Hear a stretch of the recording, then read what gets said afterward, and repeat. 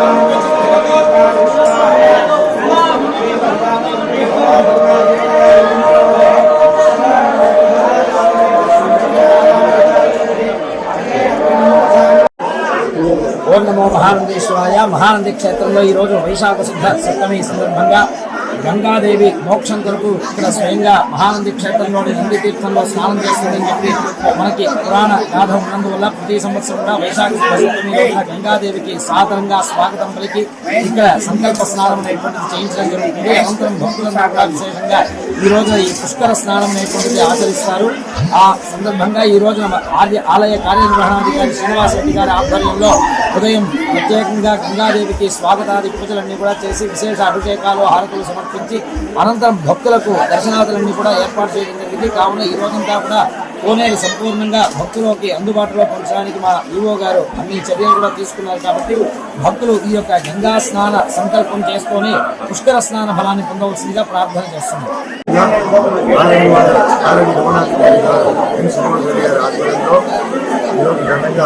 గంగా పూజ నిర్వహించడం జరిగింది. మా పేద సమితి అందరూ కూడా ఎంతో చక్కగా పూజలు నిర్వహించి మా ఊళ్ళో భక్తులందరూ కూడా చాలా మంది విశేషంగా పాల్గొన్నారు.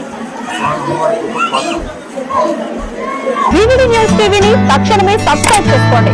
నోటిఫికేషన్ కోసం బెల్ ఐకాన్ క్లిక్ చేయండి. మరిన్ని అప్డేట్స్ కోసం ప్రతి ఒక్క కుటుంబానికి ఉచిత ప్రకటనలు వచ్చే విధంగా మీకోసం మీ ముందుకు వివిడి న్యూస్ టీవీని ఏపీ 5 నందు 99వ ఛానల్ మరియు యూట్యూబ్ నందు వీక్షించెదరు.